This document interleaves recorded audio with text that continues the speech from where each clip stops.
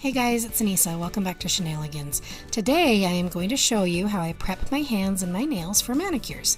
So let's just jump into it. I don't do this all the time, but when I need to get the cuticles and dead skin off of my nails, I start out with a warm water soak with a little bit of soap put into the water, and I just let it soak for about 10 minutes. Then I start with the cuticle softener and remover. I add it to all of my nails, and I use an orange stick to rub it around. Then I let it sit for about 5 minutes.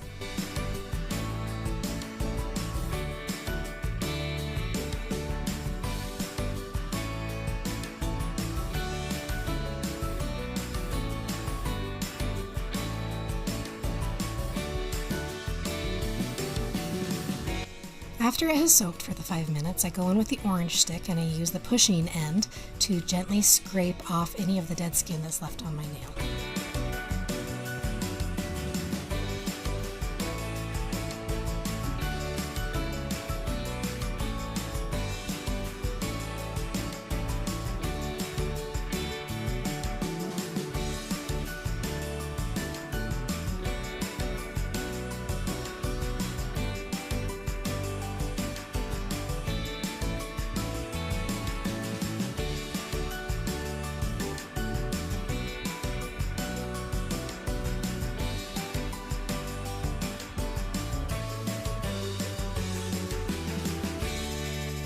Then I take a little cuticle nipper that I just got at Walmart, and I go around and I snip off any of the hangnails or the dead skin that is still seeable on my nails. You have to be careful with this because you can actually harm yourself and hurt yourself while you do this. I am cursed with really thick skin that just grows all around my nails and it just turns into calluses and dead skin. So I probably go in a little bit heavier than you should, but just be really careful, and if you don't feel comfortable with this, just stick with pushing your cuticles back. After the cuticle care, it's time to file your nails. I don't do this every time I paint my nails, just when they need to be reshaped or if they're starting to look a little snaggly or if they're getting too long. I actually have two really nice crystal glass nail files that I bought, but because I'm a mom and a student and a wife and not a very good housekeeper, I can't find them. So I'm just using this little metal nail file that I got at Walmart, and I'm just filing until I'm happy with the way that they look. I tend to keep my nails more oval shaped because honestly the corners on the square or the squoval nails drive me nuts. If I can feel them against my other nails, it messes with my OCD. When I'm done filing, I just take a cloth and wipe away all of the dust. Next, I apply nail oil to my nail plate and the skin around my nails. I like this Bliss Kiss Simply Pure in crisp. It smells really good. I also really like pink sugar. But no matter how good your nails smell after the nail oil, do not go around sniffing your fingers. It makes you look weird. And you don't have to use the nail oil. You can use just jojoba oil that you get at the health food store. You can use coconut oil, sunflower seed oil, avocado oil, just about any kind of oil as long as you rub it in really well. Found that one out the hard way. This is another step that I don't do every time. I just do it when my hands are looking thirsty. I got this Holler and Glow Perfect Skin Hand Mask at Target, but you can also get them online from places like La Mini Macaron and different places like that. The Target one comes connected together, and you cut it apart like you see me doing, and then you put on the gloves. Before you put the gloves on, be sure that you have Netflix or Hulu or something going to keep you distracted because the gloves don't work well with touchscreen phones. So, little tip from me to you.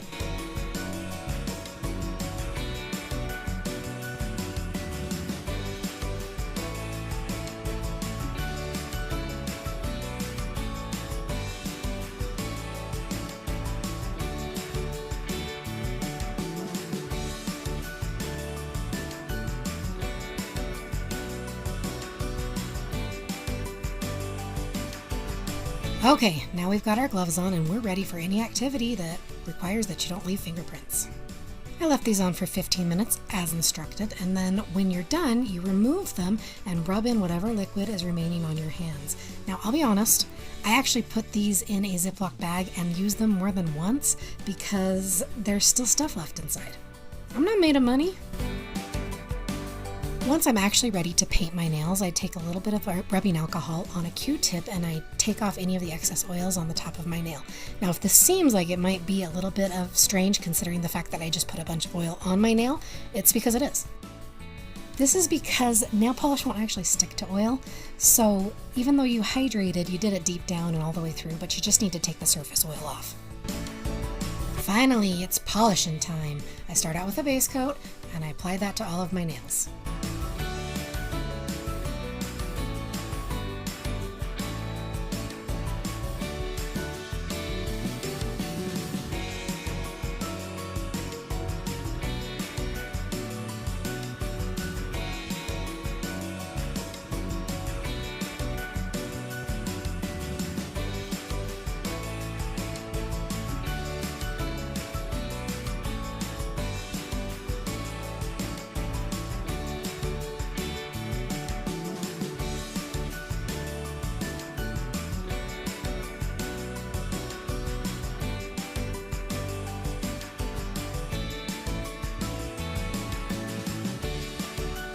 There is just something so chic and sophisticated about a classic red nail. And yes, I always start off by painting my middle finger. We all have our quirks, and I know I have more than my fair share, but honestly, who asked you to count? Nobody, that's who. I try to keep my nails polished almost all the time because I'm prone to really weak, peeling nails, and the polish helps add strength and stability to them.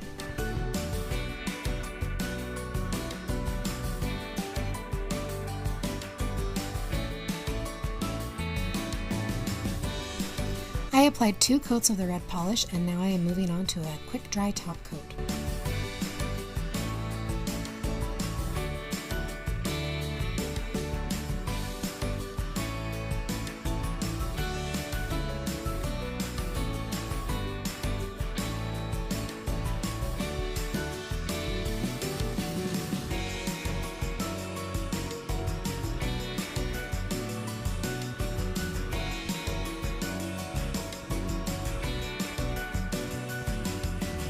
Well, there you have it.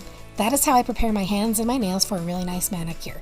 Now, like I said, I don't do every single step every single time because that would be madness. But I do usually take a little bit of oil and the orange stick and remove any dead skin that I have just by rubbing around in circles so that my nail polish sticks if I don't need to actually get out the cuticle remover. And I do always use the rubbing alcohol because that makes my nail polish apply smoother and last longer. Also, I was watching a show that apparently had music while I was filming this, and my fingers were feeling the need to groove. So anyway, I hope you enjoyed this. Don't forget to give me a thumbs up. Don't forget to subscribe for any other videos that I feel like I might make, and I'll catch you later. Peace.